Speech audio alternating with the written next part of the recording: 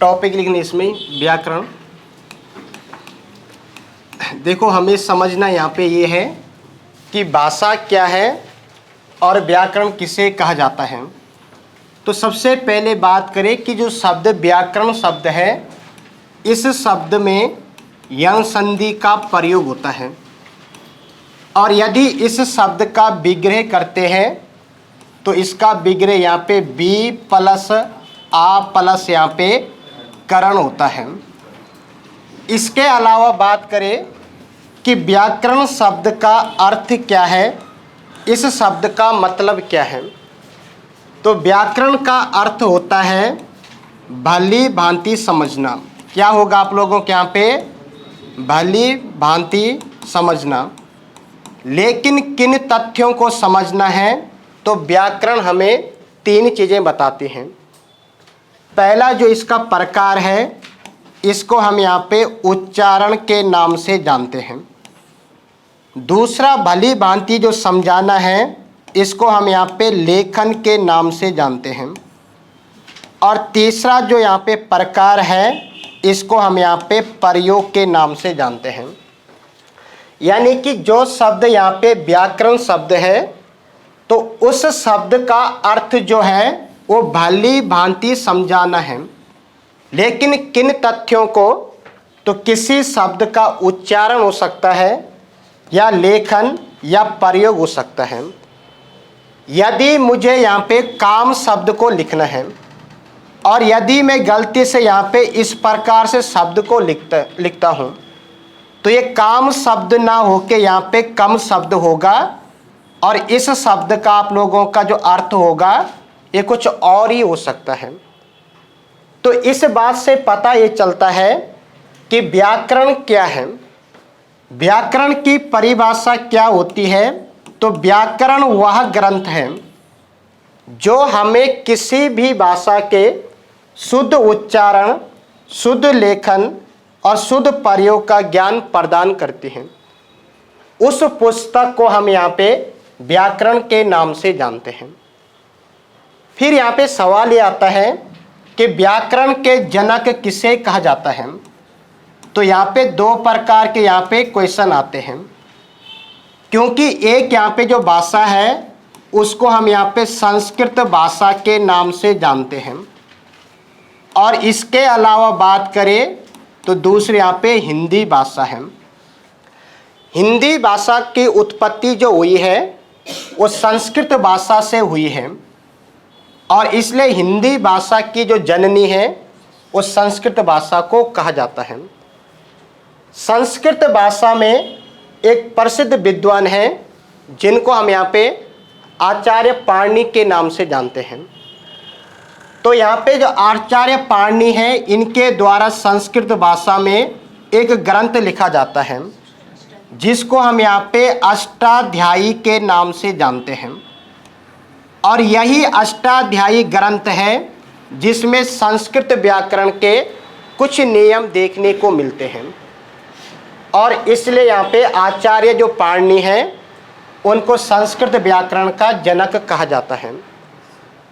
दूसरा शब्द जो लिखा गया ये यहाँ पे हिंदी है और हिंदी व्याकरण के जनक जो है ये आपके यहाँ पे आचार्य कामता प्रसाद गुरु को यहाँ पे माना जाता है। देखिए जो ये बैच है, आपका क्रैश कोर्स है, इसमें वही पॉइंट आपको लिखने हैं जो चीज़ें नहीं आती हैं। हर चीज़ यहाँ पे लिखने की आवश्यकता नहीं है। यदि पहले से आपको पता है कि संस्कृत व्याकरण के जनक यहाँ पे महर्षि पाणिनि हैं, तो बार बार पॉइंट को लिखने की आवश्यकता नहीं है। और हिंदी व्याकरण के जो जनक है वो यहाँ पे आचार्य कामता प्रसाद गुरु को कहा जाता है। यहाँ से एक और भी क्वेश्चन पूछा जाता है कि आचार्य कामता प्रसाद गुरु के अनुसार जो विराम चिन्हों की संख्या होती है वो आप लोगों के यहाँ पे 20 होती है। तो यदि हम बात करें हिंदी में, यानी कि यहाँ पे ग्रामर में जो पहला टॉपिक है, तो उसको यहाँ पे किस नाम से जानते हैं? उसको हम यहाँ पे वर्णमाला के नाम से जानते हैं। लेकिन वर्णमाला को शुरू करने से पहले कुछ अन्य क्वेश्चन आते हैं जिनके बारे में पता होना जरूरी है। देखो यदि मैं यहाँ पे क्वेश्चन लिख रहा हूं, सभी को यहाँ पे साथ में लिखते और आंसर भी देना है। यदि क्वेश्चन यहाँ पे ये है कि भाषा की सबसे छोटी मौखिक इकाई क्या है, तो इस क्वेश्चन का आपको यहाँ पे आंसर देना है। यदि कहीं पर ये लिखा है कि भाषा की सबसे छोटी मौखिक इकाई, तो इसका जो आंसर होता है ये आप लोगों के यहाँ पे ध्वनि होता है। देखो अगर मैं आपसे संवाद करता हूँ यानी कि बात करता हूँ, तो इस समय क्या है कि किसी भी प्रकार से लेखन कार्य नहीं हुआ, लेकिन हम एक भाषा का प्रयोग कर रहे हैं। तो भाषा की सबसे छोटी जो इकाई होती है उसको हम यहाँ पे किस नाम से जानते हैं, यहाँ पे ध्वनि के नाम से जानते हैं, जिसमें कोई लेखन कार्य ना हो, सिर्फ हम यहाँ पे भाषा का आदान प्रदान कर रहे हैं। तो एक प्रकार से यहाँ पे ध्वनि का प्रयोग होता है। यदि मैं यहाँ पे कहूँ का, तो एक प्रकार से ध्वनि है, और इसी ध्वनि का जो लिखित रूप होता है उसको किस नाम से जानते हैं, वर्ण के नाम से जानते हैं। जैसे यदि मैं यहाँ पे कहूँ का, तो सर ये वर्ण नहीं है, ये एक प्रकार से जो आप सुन रहे हैं इसको ध्वनि के नाम से जानते हैं। और यदि इस का के ध्वनि के लिए मैं इस प्रकार से चिन्ह बनाता हूँ, तो इन चिन्हों को हम यहाँ पे लिपि यानी कि वर्ण के नाम से जानते हैं। तो यहीं से क्वेश्चन पूछा जाता है कि लिखित भाषा की सबसे छोटी इकाई क्या है, तो आंसर आपका क्या होगा, यहाँ पे वर्ण होता है। इस बात को यहाँ पे याद रखना। तीसरा जो यहाँ से क्वेश्चन बनता है कि भाषा के अंग के बारे में आपको मुझे बताना है कि भाषा के कितने अंग हैं। तो इस क्वेश्चन का राइट आंसर क्या होगा, यहाँ पे 3 अंग होते हैं। इसमें 3 क्या क्या है, तो हम यहाँ पे वर्ण, दूसरा जो होगा शब्द, और तीसरा यहाँ पे हम वाक्य की बात करते हैं। अब देखो क्या यहाँ पे भाषा के अंग 4 होंगे, सर 4 नहीं होंगे। कई बार क्वेश्चन आएगा मन में, सर आपने ध्वनि को नहीं लिखा, तो ध्वनि को यहाँ पे नहीं गिना जाता, इसको याद रखना। अब यहाँ से चौथा जो क्वेश्चन बनता है कि भाषा की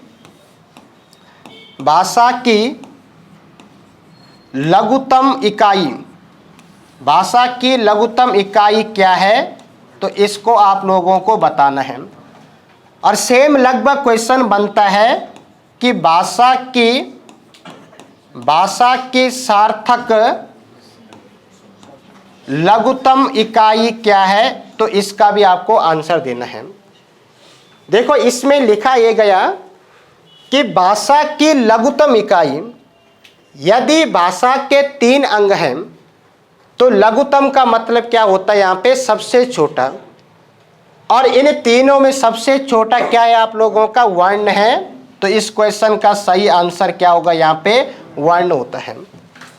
लेकिन कई बार के हम चीज़ों को याद करते कि लघुत्तम आएगा तो वर्ण होगा। सेम क्वेश्चन यहाँ पे लिखा गया कि भाषा की सार्थक लघुत्तम, यदि लघुत्तम शब्द से पहले सार्थक शब्द का प्रयोग होता है, तो भाषा की वह सबसे छोटी इकाई बतानी है जो यहाँ पे सार्थक हो, जिसका कोई अर्थ है। तो यदि मैं कहूँ सर वर्ण हो सकता है, तो आंसर होगा नहीं। यदि मैं यहाँ पे का लिखता हूँ, तो मुझे बताओ क्या का कोई अर्थ होता है आप लोगों का। यदि मैं पूछूं आपसे यहाँ पे पा, तो पा का अर्थ क्या है, सर पा का कोई अर्थ नहीं होता है, चा का कोई अर्थ नहीं होता है। तो जो हिंदी में वर्ण है इनका कोई अर्थ नहीं है। तो यानी कि इस क्वेश्चन का राइट आंसर जो होगा वो शब्द होगा। इस बात को यहाँ पे याद रखना, क्योंकि यदि मैं यहाँ पे जल शब्द का प्रयोग करता हूँ, तो जल का मतलब पानी हो सकता है, जल का मतलब जीवन हो सकता है। तो जो अर्थ निकलता है ये हमेशा आप लोगों के यहाँ पे शब्द का ही निकलता है। अब देखो इसके अलावा कुछ यहाँ पे अन्य क्वेश्चन बनेंगे आप लोगों के, इनके भी आंसर देने हैं। जैसे इसमें लिखा गया यहाँ पे कि भाषा की सार्थक इकाई, सिर्फ इतना लिखा है यहाँ पे कि भाषा की सार्थक इकाई है, इसका आंसर क्या होगा। और सेम क्वेश्चन यहाँ से निकल के आता है कि भाषा की पूर्ण सार्थक इकाई क्या है। इस क्वेश्चन का राइट आंसर क्या होता है। देखो वर्णमाला जो है उसके बाद टॉपिक है, आपने कई बार देखे इस टाइप के क्वेश्चन भी देखने को मिलते हैं। और यदि मैं कहूँ यहाँ पे कि सार्थकता की दृष्टि से भाषा की सबसे छोटी इकाई क्या है, तो इस क्वेश्चन का आंसर क्या होगा। और यदि क्वेश्चन यहाँ पे ये है कि भाव या भावार्थ के आधार पर, भाव या भावार्थ के आधार पर भाषा की सबसे छोटी या सबसे बड़ी इकाई, दो क्वेश्चन एक साथ यहाँ पे, सबसे बड़ी इकाई क्या होगा, इस क्वेश्चन का आपको यहाँ पे आंसर देना है। देखो जितने भी क्वेश्चन लिखे हैं ये सबसे आसान क्वेश्चन होते हैं। यदि आप चीज़ों को याद करोगे क्वेश्चन हमेशा ही गलत होगा। पहले वाक्य का अर्थ लगाना है, ये पूछना क्या चाहता है। जैसे शब्द यहाँ पे लिखा है कि भाषा की सार्थक इकाई क्या है, तो यहाँ पे 3 अंग होते हैं, वर्ण, शब्द और वाक्य। तो सार्थक का मतलब होता है जिसका कोई ना कोई अर्थ है या जो अर्थवान होता है, जिसका कोई मतलब है। तो यानी कि सर कुछ भी हो सकता है पर वर्ण आप लोगों का नहीं हो सकता है, क्योंकि वर्ण का कभी अर्थ नहीं निकलता है। तो यानी कि इस क्वेश्चन का राइट आंसर क्या निकल के आता है, यहाँ पे शब्द निकल के आता है। अब देखो सेम क्वेश्चन है, बस एक शब्द यहाँ पे आपने बदल दिया है कि भाषा की पूर्ण सार्थक इकाई क्या है। यदि इस प्रकार से लिखा है कि भाषा की सार्थक, तो शब्द राइट आंसर होगा, क्योंकि शब्द का कोई ना कोई अर्थ होता है। पर भाषा की पूर्ण सार्थक इकाई, तो इसका मतलब यहाँ पे भाषा का वह अंग जिसका पूरा अर्थ निकलता है, पूरा मतलब हो, तो उस इकाई को किस नाम से जानते हैं, वाक्य के नाम से जानते हैं। यदि मैं आपसे कहूं कि यहाँ पे शब्द लिखा सर राम और यहाँ पे शब्द आपने रावण लिखा, तो राम किसी व्यक्ति का नाम हो सकता है, इसका कोई अर्थ निकल सकता है, तो यानी कि ये सार्थक इकाई शब्द हो गया। पर शब्द से हमेशा पूरा अर्थ आप लोगों का स्पष्ट नहीं होता है। तो यदि हम पूछें कि भाषा की पूर्ण सार्थक इकाई जिसका पूरा अर्थ स्पष्ट होता है कि राम ने रावण को मारा, तो यानी कि राम क्या है, रावण क्या है, मारा क्या है, कौन करता है, कौन कर्म है, कौन क्रिया है, तो वाक्य का हमेशा पूरा अर्थ आपका स्पष्ट होता है। तो यदि सार्थक शब्द से पहले पूर्ण शब्द का प्रयोग है, तो ऐसे केस में आपका आंसर क्या होगा, यहाँ पे वाक्य होता है। अब इस क्वेश्चन का आंसर आपको देना है कि सार्थकता की दृष्टि से भाषा की सबसे छोटी इकाई क्या है। तो इस क्वेश्चन का यहाँ पे देखो बहुत आसान भी है, उतना ही कठिन है, क्योंकि आपने कहा सर यहाँ पे शब्द लिखा, यहाँ पे सार्थकता, इसका मतलब है कि हमें जो आंसर मिलेगा तो वो हमेशा शब्द ही मिलेगा, क्योंकि शब्द का कोई ना कोई आप लोगों के यहाँ पे अर्थ होता है, और सार्थकता का मतलब है जो अर्थवान हो, जिसका कोई मतलब निकले, तो मतलब हमेशा शब्द का निकलता है, ना कि आपका यहाँ पे वर्ण का नहीं होगा। इसके बाद क्वेश्चन लिखो, यहाँ पे 4 लिखा गया कि भाव या भावार्थ के आधार पर भाषा की सबसे छोटी इकाई क्या है और सबसे बड़ी इकाई आप लोगों के यहाँ पे क्या होती है, इसको बताना है। तो देखो दोनों ही क्वेश्चन के यदि भाव या भावार्थ के आधार पे बना है तो सबसे छोटी और बड़ी जो इकाई होती है उसको किस नाम से जानते हैं, यहाँ पे वाक्य के नाम से जानते हैं। सर क्या यहाँ पे शब्द हो सकता सबसे छोटी इकाई? तो शब्द नहीं होगा, क्योंकि शब्द का अर्थ तो निकल सकता है पर भाव आप लोगों का नहीं निकल सकता है। राम ने रावण को मारा तो इसमें क्या भाव हो सकता है? जैसे आपने यहाँ पे कक्षा 12 में देखा होगा कि हिंदी में 15 नंबर का आप लोगों के यहाँ पे भाव या भावार्थ होता है। पहले आपको अच्छे से पढ़ना होता है, फिर उन क्वेश्चन के आंसर देने होते हैं। तो उसमें क्या भावार्थ आपका निकला है? तो जो हमेशा भाव निकलता है या भावार्थ निकलता है ये वाक्य का निकलता है।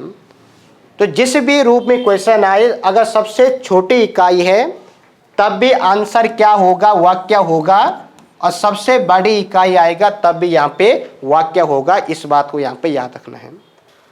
अब देखो इसके अलावा ये क्वेश्चन और आता है कि यदि हम बात करें भाषा की मूल इकाई, इस क्वेश्चन का आंसर जल्दी से आप लोगों को देना है। यदि आपके सामने क्वेश्चन इस रूप में है कि भाषा की मूल इकाई क्या है, तो क्या हो सकता है इस क्वेश्चन का आंसर? देखो भाषा की जो मूल इकाई है वो वर्ण नहीं हो सकता है, ना ये शब्द हो सकता है, ना ये वाक्य हो सकता है, बल्कि भाषा की जो मूल इकाई होती है वो हमेशा क्या होती है आप लोगों के यहाँ पे? ध्वनि होती है। भाई समझने की कोशिश करना कि यदि मैं कहूँ सर राम, तो सबसे पहले आप यहाँ पे ध्वनि का प्रयोग करते हैं और उस ध्वनि का जो लेखन होता है उसको लिपि के नाम से या वर्ण के नाम से जानते हैं। तो जो यहाँ पे भाषा है तो इसकी जो मूल इकाई होगी, जो मूल संरचना है, ये निर्भर करते यहाँ पे ध्वनि पे। यदि मैं कहूँ यहाँ पे रा, सर रा क्या है? तो हिंदी भाषा की जो आपकी लिपि है उसमें वर्ण रा, तो यानी कि हमने रा को लिखा इस प्रकार से, फिर माँ का उच्चारण किया, तो अब ये शब्द बना आप लोगों का। लेकिन सबसे पहले शुरुआत जो हुई है वो यहाँ पे ध्वनि से हुई। इस चीज़ को यहाँ पे याद रखना है। अब देखो जो यहाँ पे पहला जो टॉपिक हिंदी में आबकारी परिवर्तन में है उसको हम यहाँ पे किस नाम से? तो वर्णमाला के नाम से जानते हैं। जो चीज़ें आपको नहीं आएगी सिर्फ उसी को आपके यहाँ पे नोट करना है। देखो 2 शब्द यहाँ पे दिए हैं कि वर्णमाला क्या है। तो इसका मतलब होता है कि वर्णों का व्यवस्थित समूह, इसी को हम यहाँ पे वर्णमाला के नाम से जानते हैं। कि वर्णों का व्यवस्थित समूह या क्रम जो होता है उसको यहाँ पे वर्णमाला के नाम से जाना जाता है। परिभाषा कभी भी क्वेश्चन में नहीं पूछी जाती है कि वर्णों का जो व्यवस्थित समूह होगा उसको वर्णमाला के नाम से यहाँ पे जानते हैं। लेकिन यहाँ से पहला जो क्वेश्चन निकल के ये आता है कि वर्णमाला के कितने भेद हैं। यदि मैं आपसे पूछूं यहाँ पे कि वर्णमाला के कितने भेद हैं, तो इस क्वेश्चन का आप लोगों के यहाँ पे आंसर देना है।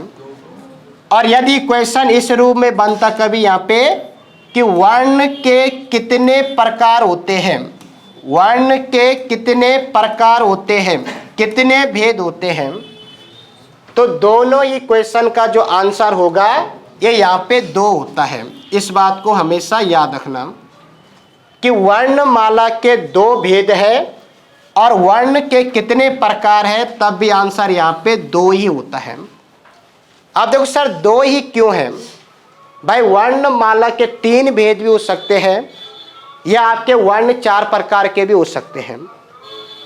कहीं ना कहीं आप लोगों ने पढ़ा है कि जो हमारे पास यहाँ पे 52 यानी कि 52 वर्ण होते हैं, तो इन्हीं 52 वर्णों का जो व्यवस्थित समूह होता है, जो क्रम होता है, उसको वर्णमाला के नाम से जानते हैं। और इन 52 वर्णों में से या तो कोई वर्ण क्या हो सकता है, यहाँ पे स्वर हो सकता है, या इन 52 वर्णों में से कोई वर्ण क्या हो सकता है, यहाँ पे व्यंजन हो सकता है। इसको याद रखना। तो जिस भी रूप में क्वेश्चन बने कि वर्णमाला में कुल वर्ण तो 52 होते हैं, उनको बताने हैं।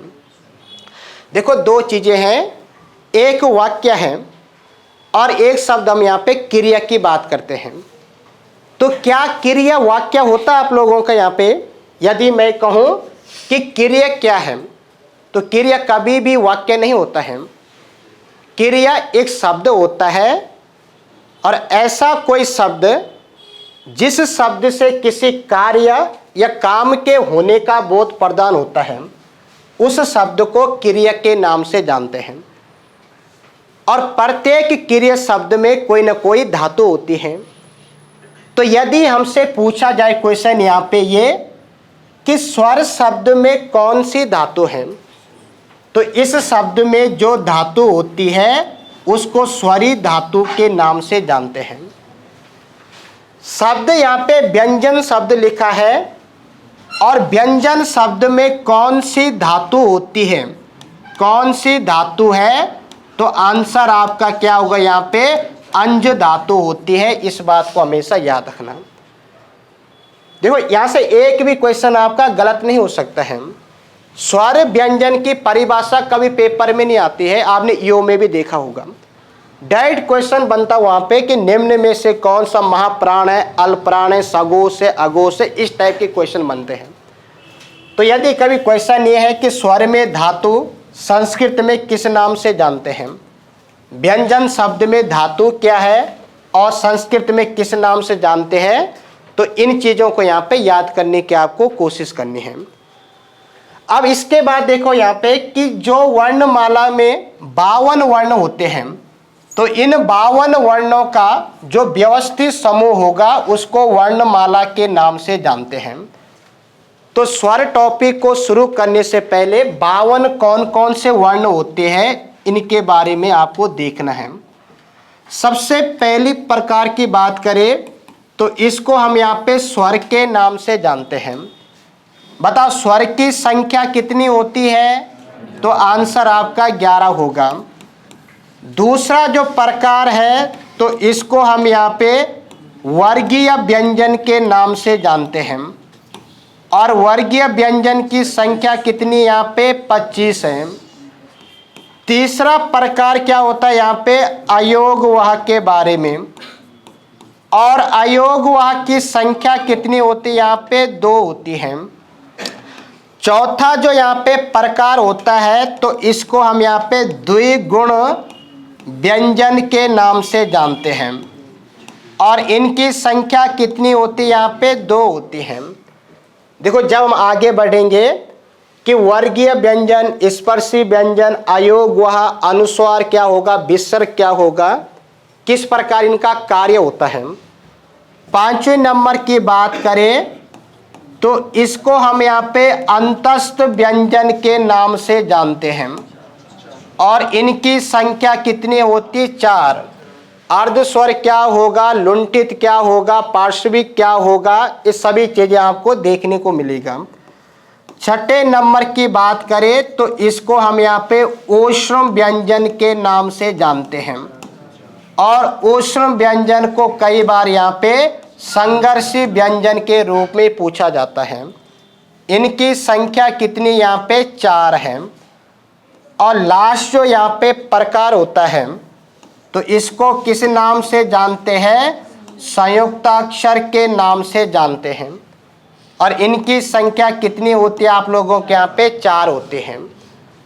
तो यदि आप सभी को यहाँ पे गिनते हैं तो इनकी संख्या कितनी हो जाती है आप लोगों के यहाँ पे 52 यानी कि 52।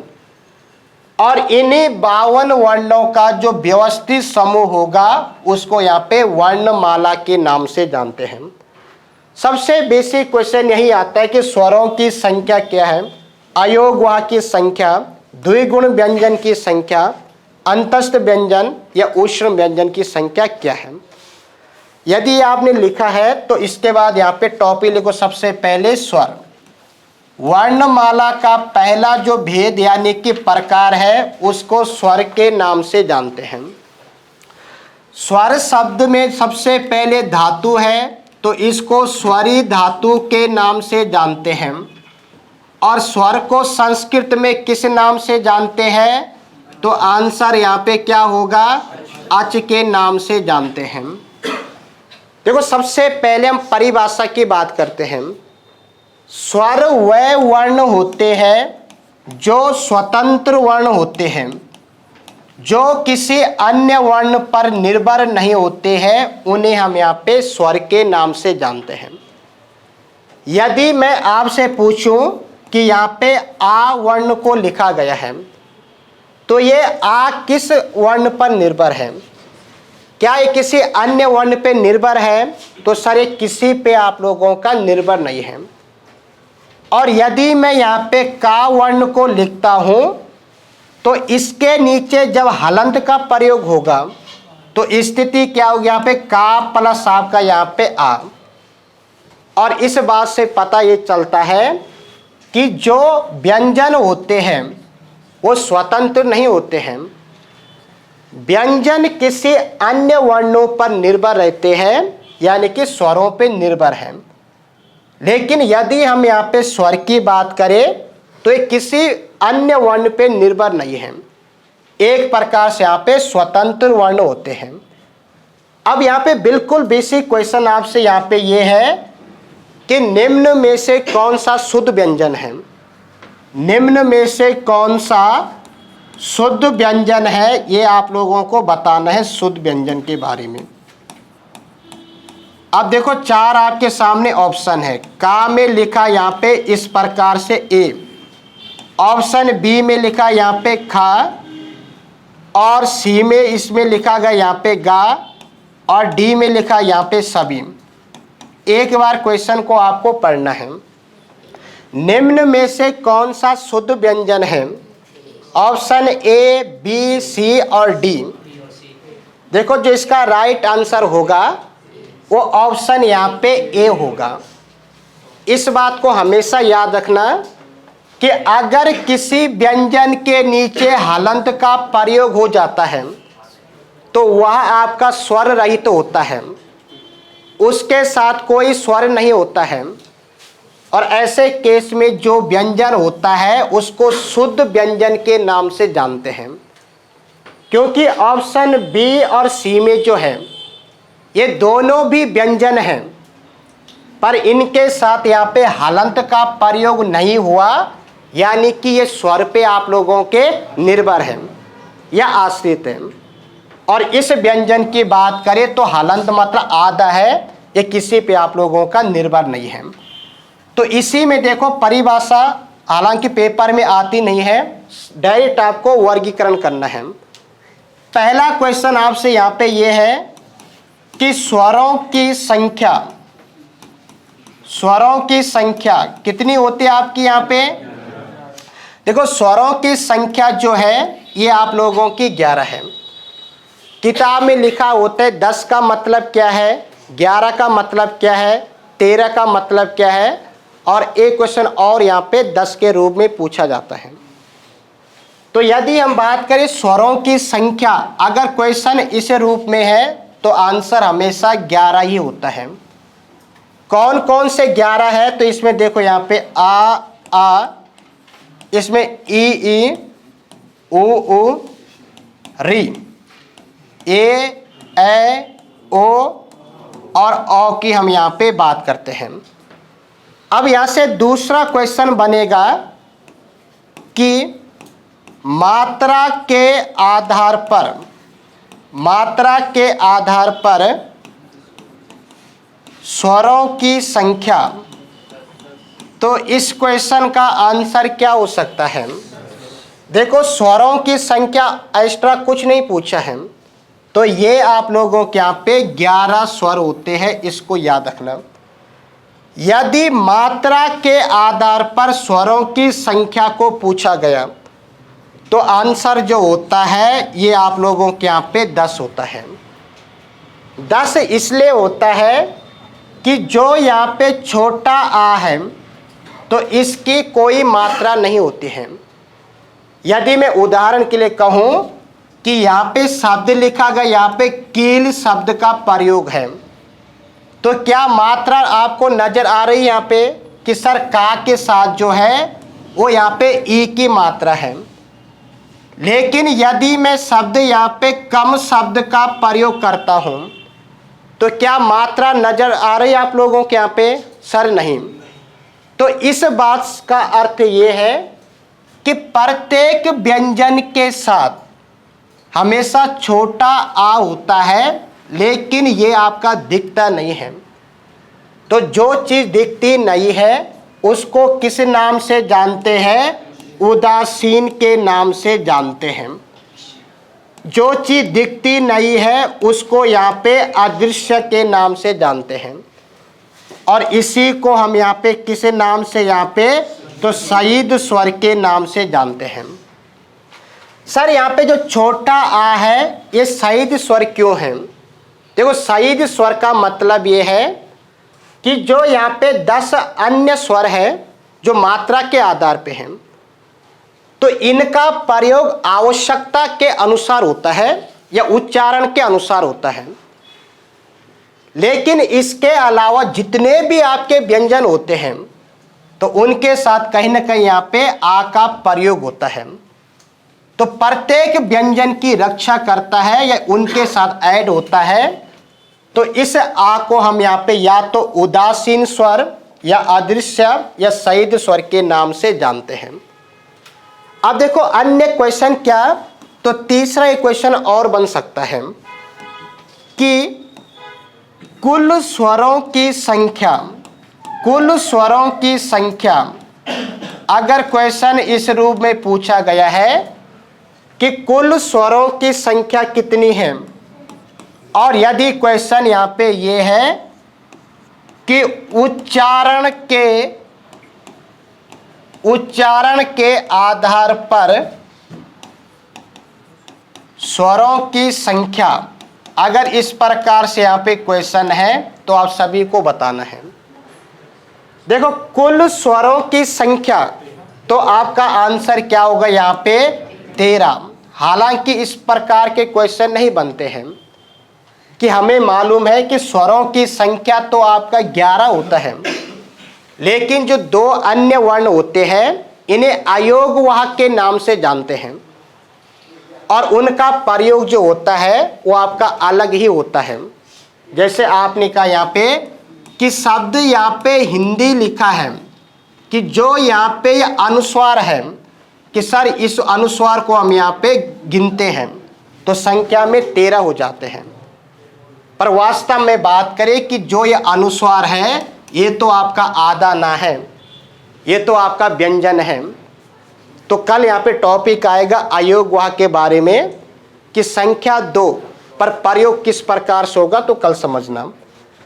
यदि यहाँ पे क्वेश्चन आपसे ये है कि उच्चारण के आधार पर स्वरों की संख्या, तो उच्चारण का मतलब यहाँ पे मैं 2 चीजें लिख रहा हूँ, आपको पढ़ के यहाँ पे आंसर देना है।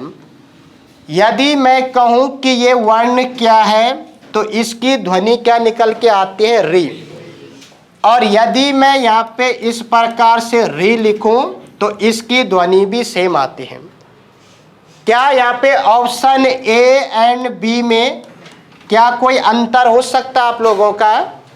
तो अंतर नहीं हो सकता है भाई। अच्छे से अगर आप यहाँ पे वर्णमाला को पढ़ते हैं तो लास्ट में कई प्रकार के क्वेश्चन आते हैं कि यहाँ पे सामान्यतः वर्णों की संख्या कितनी है। कई बार ऑप्शन में 44 होता है, 45 किताब में लिखा है, यहाँ पे 52 लिखा है, 35 भी लिखा है, 39 भी लिखा है। कई प्रकार के क्वेश्चन यहाँ पे बनते हैं। तो जो यहाँ पे हिंदी वर्णमाला जो पूछा गया है उसी के अकॉर्डिंग आपको यहाँ पे आंसर देना है। मेरे से पूछा यह गया कि उच्चारण के आधार पर स्वरों की संख्या, तो मैं बता सकता हूं कि सर ये जो री है कुल मिला के ये व्यंजन है और ये स्वर है, लेकिन दोनों का उच्चारण सेम है, तो री को हम यहाँ पे नहीं गिनते हैं और इसके आधार पे संख्या आप लोगों के यहाँ पे 10 होती है। इस चीज को यहाँ पे याद रखना। अब देखो यहाँ पे इसके आगे करना यहाँ पे कि स्वरों का वर्गीकरण, और टॉपिक लिखो साथ में सभी यहाँ पे कि उच्चारण या मात्रा या काल के आधार पर। देखो 3-4 प्रकार के शब्द लिखे, सभी का अर्थ यहाँ पे लगभग सेम है। और यदि हम स्वर और व्यंजन की बात करें तो यदि क्वेश्चन स्वर से पूछना हो तो हमेशा इसी डायग्राम से आपसे क्वेश्चन भी पूछा जाएगा। तो साथ में डायग्राम भी बनाना है और चीज़ों को आपको समझना किस टाइप के क्वेश्चन बन सकते हैं। देखो इसमें लिखा गया यहाँ पे उच्चारण के आधार पे, जो हमने 10 की बात की है वो क्वेश्चन अलग है। अब यहाँ पे मात्रा का मतलब क्या है और साथ में काल का मतलब क्या है। काल का मतलब यहाँ पे समय से है और समय का मतलब है कि किसी भी स्वर का उच्चारण करते समय कितना टाइम लगता है, कितना समय लगता है, उसको हम यहाँ पे काल के नाम से, मात्रा के नाम से या उच्चारण के नाम से जानते हैं। इन तीनों के आधार पे जो स्वरों का वर्गीकरण किया गया है वो कितने प्रकार से, यहाँ पे 3 प्रकार से किया गया है। अब इसमें देखना यहाँ पे 3 कौन कौन से प्रकार होते हैं। तो सबसे पहले बात करें यहाँ पे तो ह्रस्व स्वर होता है। दूसरा जो प्रकार होता है इसको हम यहाँ पे दीर्घ स्वर के नाम से जानते हैं। और लास्ट जो प्रकार होता है इसको हम यहाँ पे प्लुत स्वर के नाम से जानते हैं। एक एक पॉइंट को समझना और लास्ट में एक क्वेश्चन आपको मिलेगा, उसका आपको आंसर देना है। देखो सबसे पहले यहाँ पे ह्रस्व स्वर की संख्या कितनी होती है, क्योंकि यहाँ पे जो आपके वर्ण आएंगे, क्वेश्चन बनेंगे, वो 1 से अधिक क्वेश्चन बनता है।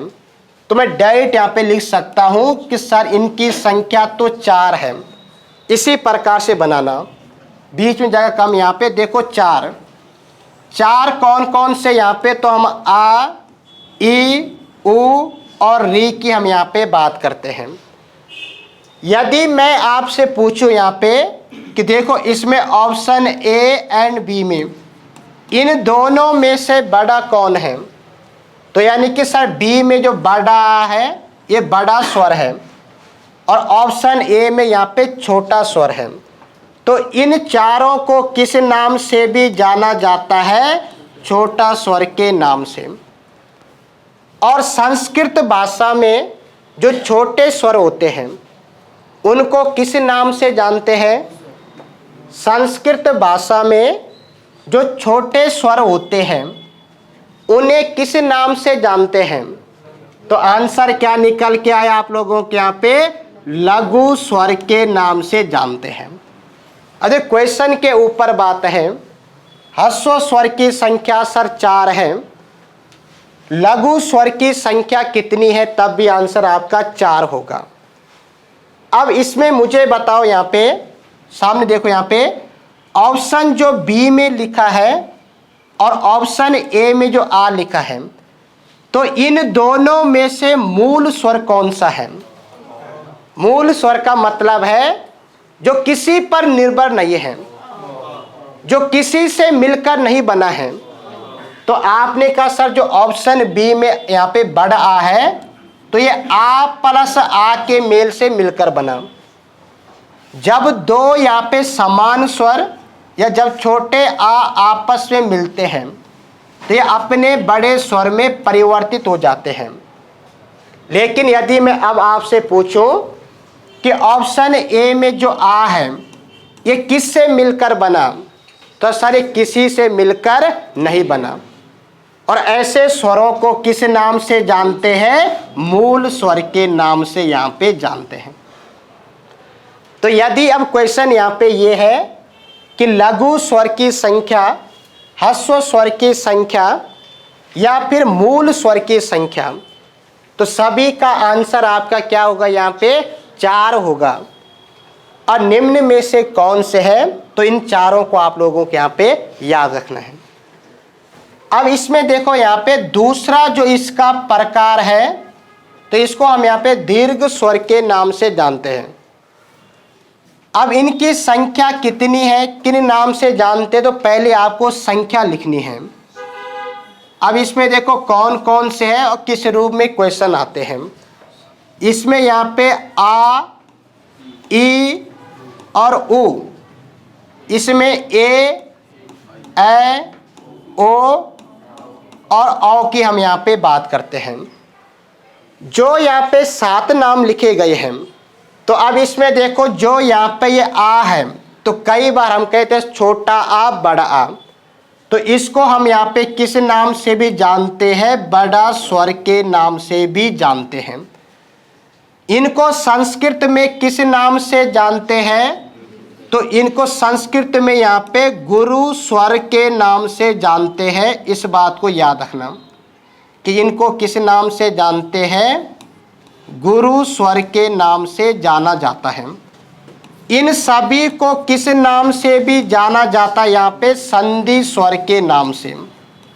आपने संधि पढ़ा होगा, हम हिमालय की बात करते हैं, हिम प्लस आलय, तो बाद में यही तो आप लोगों के यहाँ पे बनते हैं। अब इसमें एक एक पॉइंट को आपको समझना कि कहने का मतलब क्या है और किस टाइप से यहाँ पे क्वेश्चन बनते हैं। तो यदि मैं यहाँ पे बात कहूँ कि जो यहाँ पे 3 शुरू के हैं, आ, ई और उ है, तो इनको 2 अन्य नामों से और जाना जाता है। इनको या तो हम यहाँ पे सजातीय स्वर के नाम से जानते हैं, या इनको हम यहाँ पे किस नाम से? मूल दीर्घ स्वर के नाम से जानते हैं। सर ये दोनों एक हो गई कि यहाँ पे शब्द लिखा मूल स्वर, तो इनकी संख्या कितनी है? 4 है, आप देख सकते हैं। और यहाँ पे मूल दीर्घ स्वर लिखा है, तो इसमें अंतर है आप लोगों के यहाँ पे, क्योंकि सजातीय स्वर का मतलब क्या है कि यदि कहीं पर 2 समान स्वर आपस में मिलते हैं और जिस स्वर का निर्माण होता है उसको हम यहाँ पे सजातीय स्वर के नाम से जानते हैं। यदि मैं कहूँ यहाँ पे आ प्लस ई के मेल से जो स्वर बनेगा, तो क्या वो सजातीय हो सकता है आप लोगों का? नहीं हो सकता है। यहाँ पे मिलने वाले 2 स्वर तो है, पर ये 2 आप लोगों के असमान स्वर हैं। और यदि कहीं पर 2 समान स्वर आपस में मिलते हैं, जिस स्वर का निर्माण होता है, तो उसको हम यहाँ पे सजातीय स्वर के नाम से जानते हैं। और इसको हम यहाँ पे मूल दीर्घ स्वर के नाम से। सर इसका मतलब क्या? इस कॉन्सेप्ट को यहाँ पे समझने की कोशिश करनी है। यदि मैं कहूँ आप लोगों से यहाँ पे कि ये आ है और ये आप लोगों के यहाँ पे बड़ा आ है इस प्रकार से, तो ये जो आ है ये आप लोगों का आ प्लस यहाँ पे आ के मेल से मिलकर बना। तो इस आ को हम यहाँ पे किस नाम से जानते हैं? मूल स्वर के नाम से जानते हैं। और यहाँ पे जब 2 मूल स्वर मिलकर अपने जाति के बड़े स्वर में बदल रहे हैं, तो इस बड़े स्वर को हम यहाँ पे दीर्घ स्वर के नाम से जानते हैं। लेकिन वास्तव में बात करें कि जो दीर्घ स्वर है, तो ये 2 मूल स्वरों के मेल से मिलकर बना, तो हम इसको नाम क्या देते हैं? यहाँ पे मूल दीर्घ स्वर के नाम से जानते हैं। इस बात को यहाँ पे याद रखना। अब देखो और क्वेश्चन क्या क्या बनते हैं तो यहाँ पे अन्य 4 नाम आप लोगों के और हैं। देखो मैं ऊपर लिख रहा हूँ, समझना इनको किस नाम से जानते हैं। जैसे यहाँ पे लिखा ए ओ और औ का यहाँ पे प्रयोग हुआ है। इन चारों को जिस नाम से जाना जाता है तो उसको हम या तो यहाँ पे विजातीय स्वर के नाम से जानते हैं और इन चारों को किस नाम से भी जाना जाता है, संयुक्त स्वर के नाम से जाना जाता है। यदि मैं पूछूं विजातीय स्वर की संख्या कितनी होती है आप लोगों की, 4 होती हैं, और संयुक्त स्वर की संख्या कितनी होती है, 4 होती है। देखो 4 यहाँ पे संयुक्त स्वर है। सर विजातीय क्या होगा, संयुक्त क्या होगा, अभी आपको समझना है कि जो यहाँ पे ए है तो ये आ प्लस यहाँ पे ई के मेल से मिलकर बनता है। जो यहाँ पे ए है तो ये आ प्लस यहाँ पे ए के मेल से मिलकर बनता है। कई बार क्वेश्चन आता है कि सर यहाँ पे तो बड़ा ई आएगा। भाई बड़ा ई कभी नहीं आता है। आप में से जिसने यहाँ पे वृद्धि संधि को पढ़ा होगा तो उसमें इस ए का प्रयोग होता है और उसमें क्या होता है आपका आ प्लस ए होगा, छोटा या बड़ा, तो तब जाके इसकी मात्रा आपकी बनती है। अब यहाँ पे ओ है तो ये आ प्लस यहाँ पे क्या होगा, ओ होगा, और औ में आ प्लस यहाँ पे ओ होगा। इस बात को यहाँ पे याद रखना। अब देखो इन चारों को विजातीय और संयुक्त क्यों कहते हैं। हिंदी वर्णमाला में क्या है कि हर एक शब्द का अर्थ है। तो यहाँ पे मिलने वाले 2 स्वर हैं और इन 2 स्वरों के मेल से अन्य तीसरा स्वर यहाँ पे बना है। लेकिन एक बात को हमेशा याद रखना कि यदि 2 असमान स्वर आपस में मिलते हैं और जिस स्वर का निर्माण होता है या उसको विजातीय स्वर के नाम से या संयुक्त स्वर के नाम से जाना जाता है। इसमें आप देख सकते हैं कि आ और ए 2 असमान स्वर के मेल से इस स्वर का निर्माण हुआ। तो जब असमान स्वर आपस में 2 मिलते हैं तो ऐसे स्वरों को विजातीय यानी कि संयुक्त स्वर के नाम से जानते हैं। अब यहाँ पे आपसे एक क्वेश्चन है और जल्दी से आप लोगों को यहाँ पे आंसर देने की कोशिश करनी है। यदि हम बात करें यहाँ पे कि निम्न में से दीर्घ स्वर है, इस प्रकार से यहाँ पे क्वेश्चन है। ऑप्शन ए में लिखा यहाँ पे आ और ऑप्शन बी में लिखा यहाँ पे बड़ा आ और सी में लिखा आप लोगों का ए और डी में लिखा यहाँ पे सभी।